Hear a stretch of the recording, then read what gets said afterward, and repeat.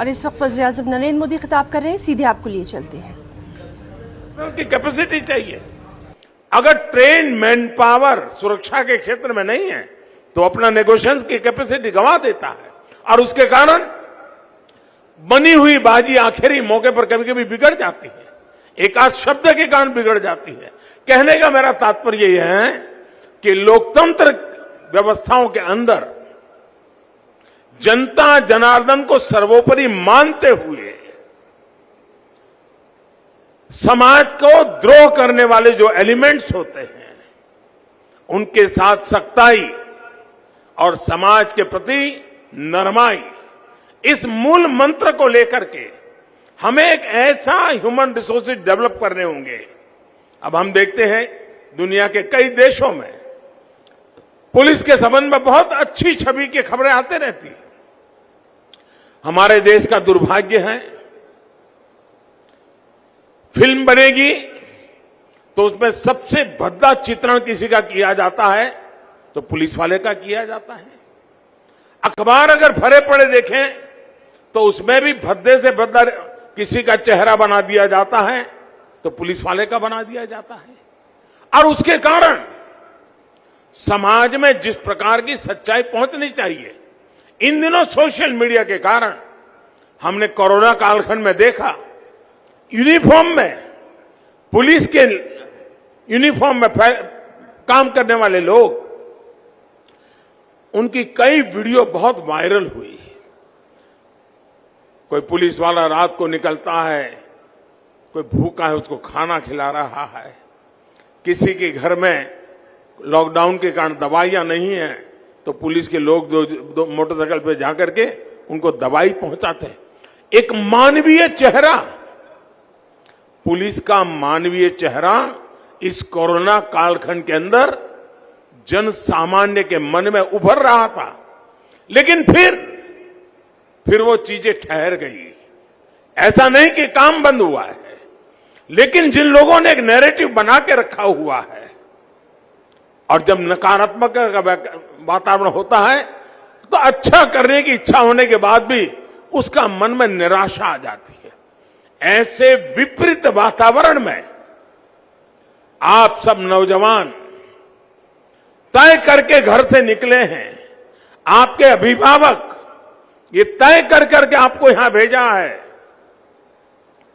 न कभी आप सामान्य मानवीय के हकों की रक्षा, सामान्य मानवीय की सुरक्षा की चिंता, समाज जीवन के अंदर सुख चैन का वातावरण बना रहे उसकी चिंता, सामान्य समाज जीवन के अंदर एकता और सद्भावना बनी रहे, हर कोई अपना जीवन बड़े उमंग और उत्साह के साथ यापन कर सके, समाज जीवन के छोटे मोटे उमंग उत्साह के प्रसंग बड़े आनंद और गौरव के साथ होते चले, इस भूमिका के साथ समाज जीवन में हम अपनी भूमिका कैसे अदा कर सके। और इसलिए अब सिर्फ तो गांधीनगर में आरआईयू के पहले कन्वोकेशन से खिताब करते हुए वज़ीर आज़म नरेंद्र मोदी। एक और अहम खबर दिल्ली से। दिल्ली के गोकुलपुरी आतिशबाजी मामले की जांच के लिए फॉरेंसिक टीम पहुंच चुकी है। आग कैसे लगी, टीम इसकी जांच कर रही है। बीती रात झुग्गियों में लगी आग के नतीजे में 7 अफराद हलाक हो गए थे। आपको बताया कि 60 झुग्गियां जलकर खाकस्तर हो गई थी। फायर ब्रिगेड की 13 गाड़ियां मौके पर पहुंची और आग पर काबू पा लिया गया। दिल्ली के वज़ीर आला अरविंद केजरीवाल ने हादसे पर दुख का इजहार किया। उधर बीजेपी रुकने पार्लियामान मनोज तिवारी भी जाए हादसे पर पहुंचे और मुतासरीन से उन्होंने मुलाकात की।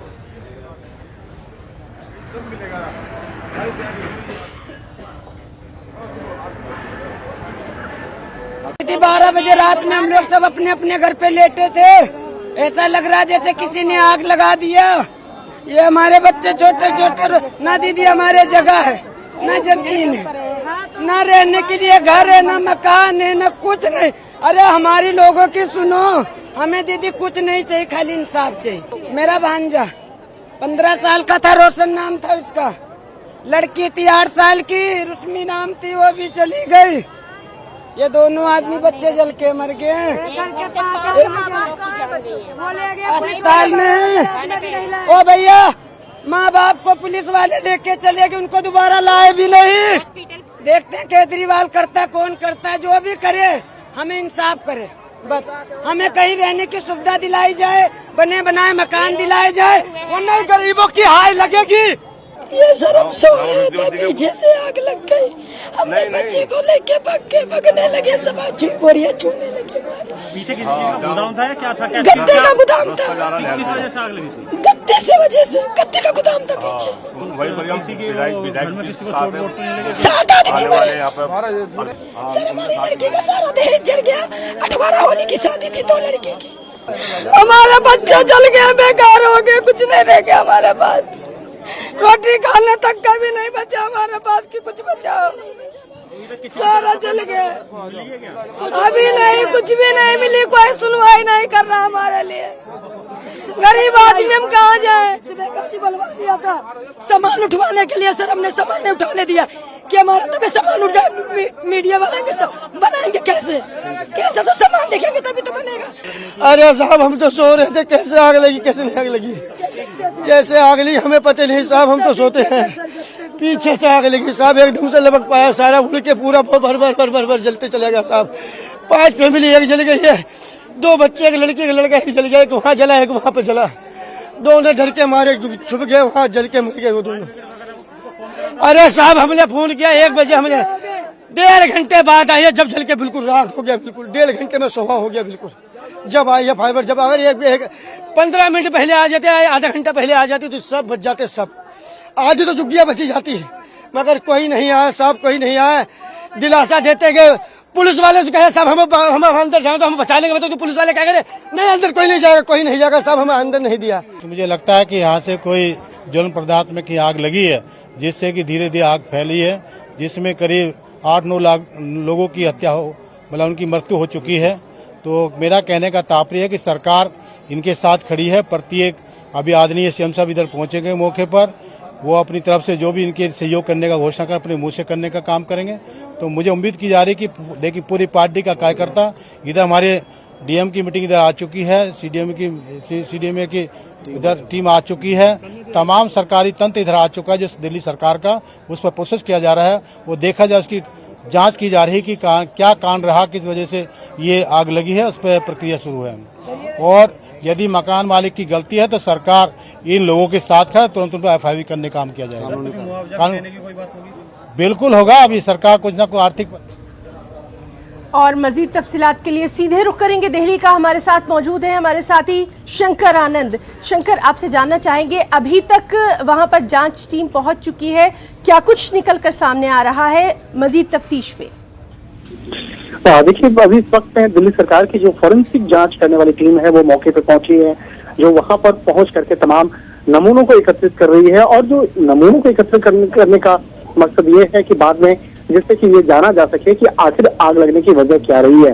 हालांकि 7 लोगों का शव मौके से बरामद किया जा चुका है और दमकल विभाग के अधिकारी अभी भी मौके पर मौजूद हैं, दिल्ली पुलिस के अधिकारी मौके पर मौजूद हैं। और ये मामला जो है, जिस तरह से आग लगी और तकरीबन 20 झुग्गियां जल के खाक हुई हैं, अब ये मामला राजनीतिक भी हो चुका है।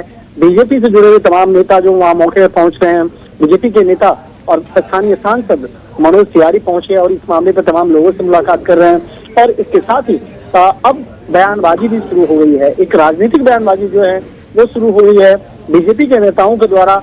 आम आदमी पार्टी के सरकार और मुख्यमंत्री पे भी कई तरह के जो सवाल हैं वो उठाए जा रहे हैं।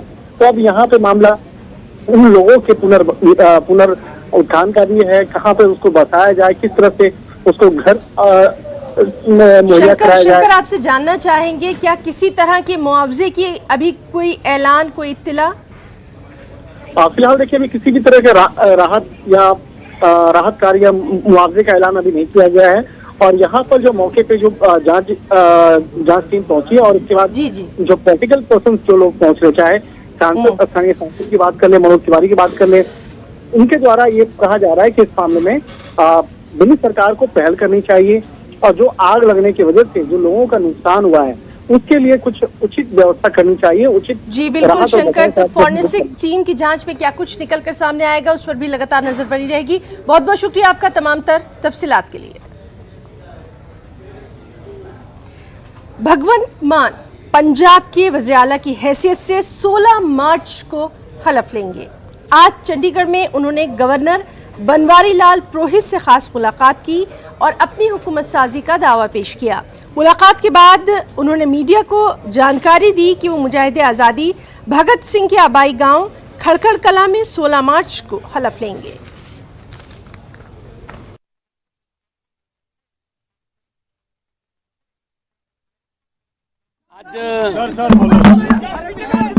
पंजाब दे राजपाल साहब नूं मिल के समर्थन पत्र जिहड़ा 91 विधायकां दा वो असीं सौंपिया ते उन्हां ने खिड़े मत्थे इहनूं प्रवान कीता है ते 16 मार्च नूं 12:30 बजे खटकड़ कलां विखे सौं चुक समागम होगा। 16 मार्च नूं 12:30 बजे ते पंजाब दे सारे लोकां नूं साडे वल्लों सद्दा पत्र है। उत्तर प्रदेश में शानदार जीत के बाद योगी आदित्यनाथ दूसरी बारी की तैयारियों में मसरूफ हो गए हैं। योगी आदित्यनाथ कल दिल्ली का दौरा करने वाले हैं। वो वज़ीर आज़म नरेंद्र मोदी और पार्टी सदर जेपी नड्डा से खास मुलाकात करेंगे और ज़राए के मुताबिक खलबरदारी तकरीब होली के बाद हो सकती है।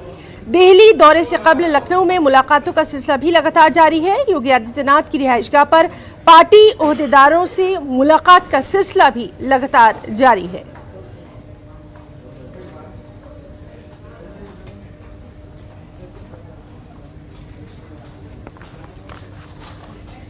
वक्त एक छोटे से ब्रेक का, चल लौटेंगे।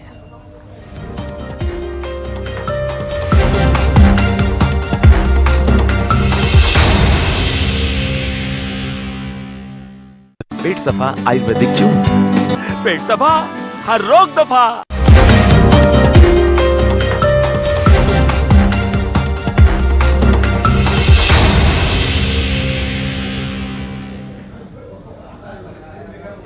एक और अहम खबर, यूक्रेन पर रूस के हमले तेजतर होते जा रहे हैं।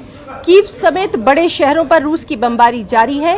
राजधानी कीव की जानिब रूसी फौजें पेशकदमी कर रही हैं। उधर लुहांस्क के गवर्नर का कहना है कि मशरक़ी यूक्रेन के शहर के तकरीबन 70% हिस्से पर रूसी फौज का कंट्रोल हो गया है। बकिया हिस्से जो कीव के ज़ेर कब्जा हैं उस पर शदीद बमबारी की जा रही है। शहरियों के इनखला के लिए तमाम तर रास्ते मसदूद हो गए हैं। उधर यूक्रेनी सदर ज़ेलेंस्की का कहना है कि जंग इंतहाई अहम मरहले में दाखिल हो गई है। उन्होंने कहा कि हमें अपनी ज़मीन को छुड़ाने में मज़ीद कितने दिन लगेंगे, फ़िलहाल इस बारे में कुछ भी कह पाना अभी मुश्किल है। वीडियो पैगाम में ज़ेलेंस्की ने कहा कि हम अपनी मंजिल की जानिब बढ़ रहे हैं।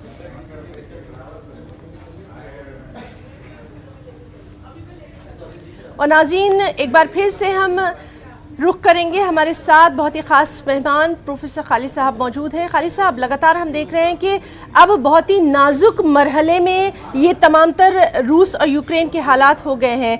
अभी जो आज की ताज़ा हालात हैं उसके बारे में किस तरह से आप देखेंगे? लगातार रूसी फौज की पेशकदमी जारी है। देखो, ऐसा है कि रूसी फौज की पेशकदमी भी जारी है, उधर जो यूक्रेन की फौजें हैं वो भी पूरी डटी हुई हैं। अभी परसों ही या कल जिस तरह से कीव पर उन्होंने अटैक किया और पूरा कॉलम जो था वो पूरा तबाह कर दिया और उनको रिट्रीट करना पड़ा रूस की फौजों को, इसका मतलब है कि उनके हौसले भी पूरी तरह से बुलंद हैं कि वो किसी तरह से भी रूस को पिछाड़ना चाहते हैं। वो ये देखना चाहते हैं कि रूस किस तरह से कमजोर होता है, क्योंकि रूस के बहुत से फौजी जो हैं वो छोड़ करके भाग रहे हैं या उनका जो इतना ज्यादा लड़ाई में जो रुझान नहीं है, कुछ लोगों को बंदी भी बनाया हुआ है, ये सब चीजें हैं। लेकिन रूस भी पूरा डिटरमिन्ड है कि जब तक हम अपना पॉलिटिकल जो मकसद है उसको पूरी तरह से पूरा नहीं कर लेते उस वक्त तक हम पीछे नहीं हटेंगे। रूस की फौज ये क्लेम करती है कि उनका 95% जो उनका पूरा फौज है और उसका इक्विपमेंट है वो पूरा ठीक ठाक है, थोड़ा बहुत नुकसान हुआ है। लेकिन जिस तरह से रूस ये कह रहा है कि जो इक्तिसादी या जो फाइनेंशियल जो है बंदिशें लगाई जा रही हैं, उसका हम मुकाबला करेंगे डट करके और बड़ी जल्दी करेंगे। इसका मतलब है कि ये जंग भी आगे बढ़ेगी और जो ये तसादुम है इक्तिसादी, ये भी दोनों ग्रुपों के अंदर और आगे बढ़ेगा। खालिद साहब, यहाँ पर एक बात और जानना चाहेंगे। जो बाइडेन का भी एक बयान सामने आया है कि नेटो जो है वो रूस के खिलाफ नहीं लड़ेगा क्योंकि इससे तीसरी जंग अजीम का खतरा जो है वो बढ़ जाएगा। जो बाइडेन भी लगातार इस तरह से बयानात उनके सामने आ रहे हैं। यूक्रेन का इस सिलसिले में किस तरह से ये लोग अब उसके लिए आगे आएंगे? देखो, ऐसा है कि यूक्रेन ये कह रहा है कि यहाँ पर नो फ्लाई जोन डिक्लेयर किया जाए यूक्रेन के अंदर। लेकिन अगर नो फ्लाई जोन डिक्लेयर होता है, नंबर 1 ये बहुत मुश्किल है, क्योंकि अगर नो फ्लाई जोन डिक्लेयर होता है तो ग्राउंड पर फोर्सेस चाहिए जो अटैक करेंगी ऊपर एयरक्राफ्ट को रूस के, वो वहां पर नहीं है। क्योंकि यूक्रेन की जो हवाई फौज है वो तो तकरीबन खत्म हो चुकी है। इसलिए अगर नेटो की फोर्सेस वहां पर एंटर करती हैं, डेफिनेटली एक नई वॉर की वो होगी, वो थर्ड वर्ल्ड वॉर हो सकती है या सीधी वॉर नेटो और रशिया के बीच में हो सकती है। इसलिए बाइडेन भी और जो नेटो की लीडरशिप है वो भी ये चाहती है कि हम किसी तरह से उसको मदद करते रहें, लेकिन सीधा जंग में ना कूदें। साथ में उन्होंने ये भी कह दिया है कि रूस का एक भी फौजी अगर नेटो की टेरिटरी में एंटर करता है तो हम उसका सीधा जवाब देंगे। जिसका मतलब उन्होंने कहा है कि यूक्रेन के अंदर जंग चलती रहे, हम उसमें मदद करेंगे लेकिन डायरेक्टली नहीं आएंगे। जी प्रोफेसर खालिद साहब, बहुत बहुत शुक्रिया आपका अदा करना चाहेंगे। लगातार इस बेहद अहम मामले पर हमारी नज़र बनी हुई है और लगातार आपसे हम इसका तज्जिया भी हासिल करें। बहुत बहुत शुक्रिया आपका।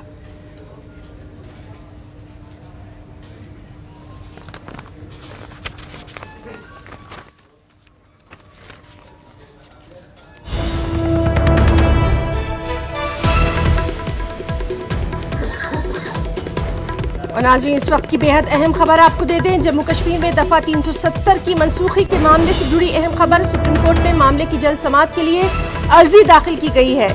दफ़ा 370 की मनसूखी के खिलाफ दायर दरख्वास्तों पर जल्द समाअत की अपील की गई है। मुजफ्फर इकबाल खान नामी दरख्वास्त गुजार ने ये अर्जी दायर की है। अर्जी गुजार ने अपनी अर्जी में लिखा है कि दरख्वास्तें काफ़ी अरसे से अदालत में ज़ेर इल्तिवा हैं और जम्मू कश्मीर के लोगों को इससे काफ़ी परेशानी हो रही है। तो बेहद अहम खबर, जम्मू कश्मीर में दफ़ा 370 की मनसूखी के मामले के ताल्लुक से सुप्रीम कोर्ट में मामले की जल्द समाअत के लिए मुजफ्फर इकबाल खान नामी दरख्वास्त गुजार ने एक अर्जी दायर की है। अपनी अर्जी में उन्होंने लिखा है कि दरख्वास्तें काफ़ी अरसे से अदालत में ज़ेर इल्तिवा हैं, जिससे जम्मू कश्मीर के लोगों को काफ़ी परेशानी हो रही है। तो दफ़ा 370 की मनसूखी के खिलाफ दायर दरख्वास्तों पर जल्द समाअत की अपील की गई है।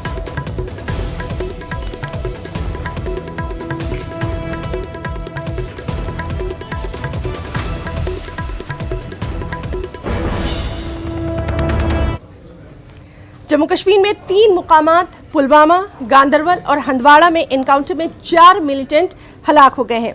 पुलवामा में सिक्योरिटी एहलकारों और मिलिटेंटों के बीच एनकाउंटर में 2 मिलिटेंट मारे गए हैं, जबकि गांदरबल और हंदवाड़ा में एक मिलिटेंट हलाक हुआ है। कश्मीर के आईजीपी विजय कुमार के मुताबिक कल रात 4 से 5 मुकामात पर मुश्तरका ऑपरेशन शुरू किया गया था। पुलवामा में हुए ऑपरेशन में एक पाकिस्तानी समेत 2 मिलिटेंट हलाक हुए हैं। इन मिलिटेंटों का ताल्लुक जैश से था।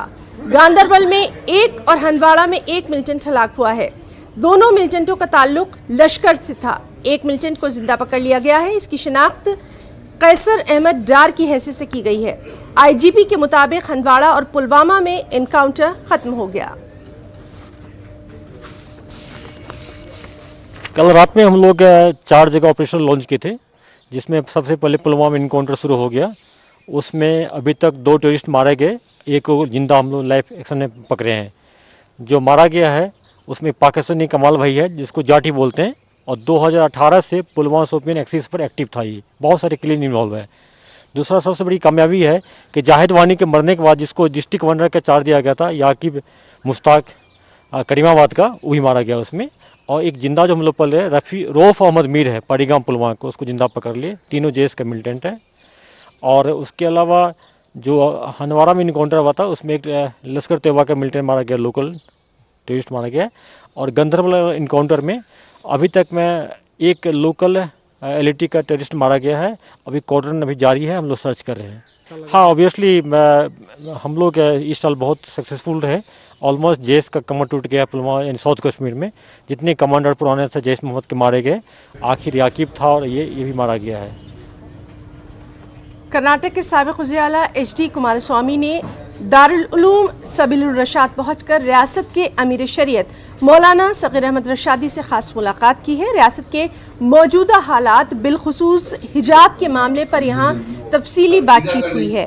अमीर शरीयत कर्नाटक ने कहा कि मुस्लिम लड़कियां सदियों से हिजाब के साथ तालीम हासिल करती आ रही हैं, लेकिन अब अचानक हिजाब को मसला बनाकर लड़कियों की तालीमी राह में रुकावट पैदा की जा रही है।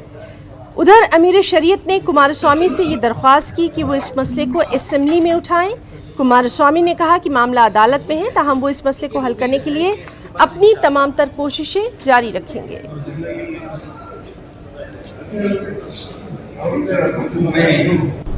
But from 2 months back, this issue when started, children are suffering now.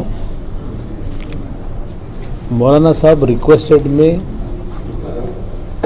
we want communal harmony, we want the education system not to collapse, not to spoil the future of the children. For that reason, you please try to convince the government. Whatever he advised me regarding this, I tried to separate this issue to protect the interest of the students.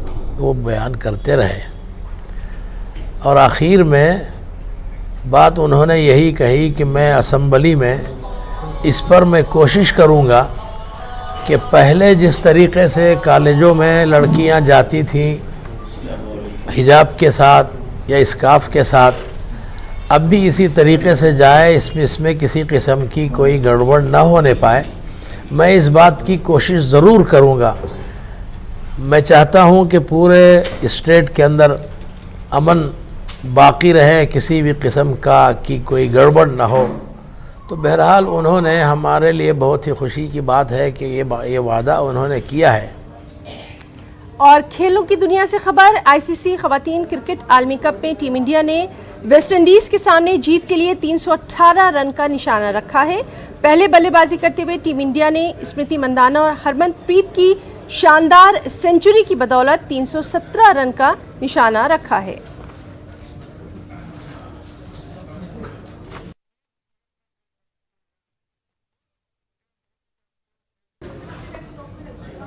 तो news room live में आज के लिए फिलहाल इतना ही। इजाजत दीजिए, आदाब।